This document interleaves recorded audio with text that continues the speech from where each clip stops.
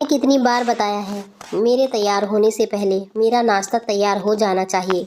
शादी के 25 साल बाद भी मुझे क्यों बार बार तुम्हें एक ही बात बतानी पड़ती है लता? तुम्हें क्या है, तुम तो आराम से घर में रहोगी, मुझे काम पर जाना पड़ता है। तुम हो कि हमेशा बेवकूफ़ों जैसी हरकत करती हो। अगर तुम ये जानबूझकर करती हो तो याद रखना, मुझसे बुरा कोई नहीं होगा। आज भी प्रशांत का पारा चढ़ा हुआ था। इन कटु शब्दों में अपना गुस्सा उतारते हुए गीला तौलिया कुर्सी पर फेंकते हुए प्रशांत ने गुस्से से लता की तरफ देखने लगा। लता के लिए प्रशांत का ये बेवजह गुस्सा कोई नई बात नहीं थी। वह महीने में 3-4 बार ऐसे ही लता पर बरस पड़ता था। पहले पहले लता उसका विरोध किया करती थी, लेकिन जब कई सालों तक प्रशांत में कोई बदलाव नहीं दिखा तो लता ने खुद को ही बदल दिया। अब प्रशांत के कुछ भी कहने से पहले लता को कोई फर्क नहीं पड़ता था। प्रशांत की हर बात को वे चुपचाप नीचे सिर झुकाए हुए सुन लेती थी। शादी के 5 साल तक लता ने पूरी कोशिश की थी कि प्रशांत को बदला जाए, लेकिन फालतू का गुस्सा करना और बाद में लता को भला बुरा कहना, यह मानो कि उसकी आदत बन गई थी। कोई भी वाद विवाद होता तो प्रशांत सीधा लता को बोल देता, अगर मैं तुम्हें अच्छा नहीं लगता तो तुम अपने घर क्यों नहीं चली जाती, अपने मायके क्यों नहीं रहती, क्यों हो मेरे साथ? इतना सब कुछ होने के बाद लता प्रशांत के साथ ही रहती थी, क्योंकि उसे अपनी बेटी की फिक्र थी। और वह जाती भी तो कहाँ, अब माँ बाप बूढ़े हो चुके थे और वह इस उम्र में अपने माँ बाप को परेशान नहीं करना चाहती थी। समाज और लोग क्या कहेंगे, यह भी तो उसने देखना था।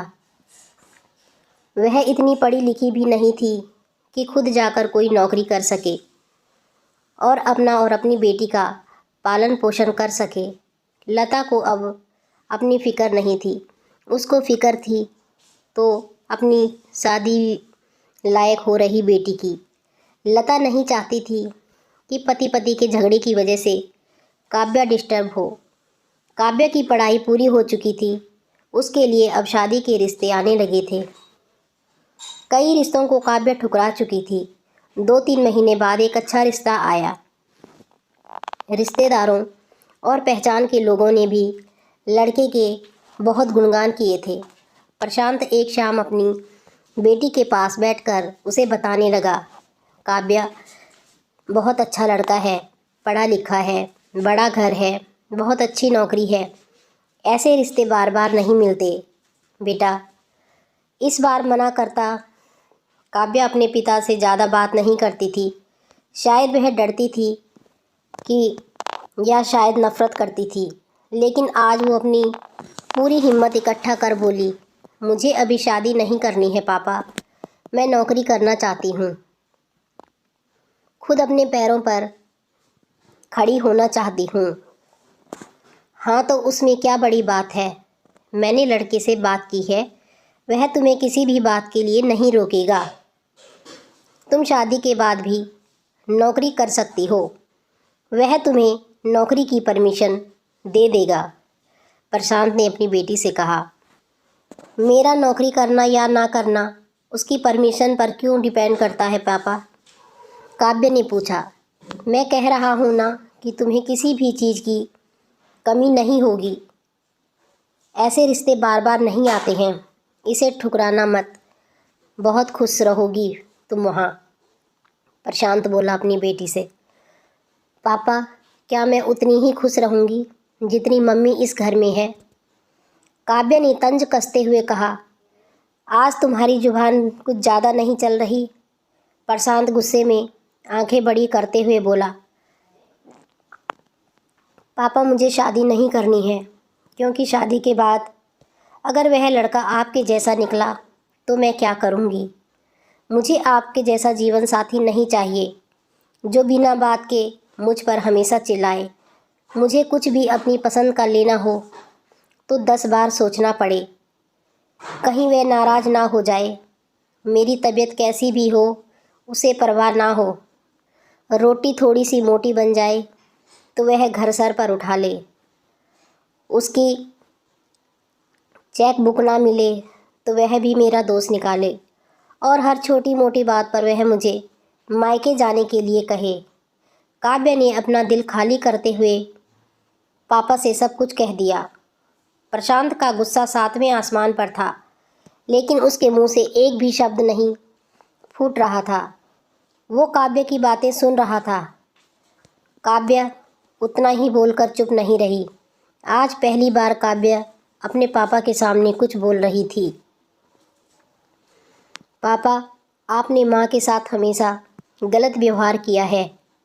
आप अपने ऑफिस का गुस्सा बिना सोचे समझे माँ पर उतार देते हैं। कभी भी आपने इस बात की परवाह नहीं की कि उन्हें कैसा लगता होगा। आपकी बातें सुन सुन माँ ने अपना स्वाभिमान ही खो दिया। प्रशांत आज पहली बार अपने लिए किए बर्तावों को महसूस कर पा रहा था। वो इतना ही बोल पाया, जो तुम्हारा मन है वो करो। मैं तो इतना ही बुरा हूँ ना। काव्य ने प्रशांत का हाथ पकड़ा और बोली, पापा मुझे सिर्फ एक सवाल का जवाब दे दो। क्या आप चाहोगे कि मेरा पति आपके जैसा हो? अगर आपका जवाब हाँ है तो आप हाँ कर दीजिए और मेरा रिश्ता आज ही, और ना ही मुझे आत्मनिर्भर बनने दीजिए। प्रशांत कुछ भी ना बोल पाया और वहाँ से चला गया, चुपचाप बाहर चला गया। आज उसे लता के सामने जाने में शर्म आ रही थी। चलते चलते उसकी आंखों में आंसू बह रहे थे। प्रशांत ने आज से अपने आप को बदलने का निश्चय किया।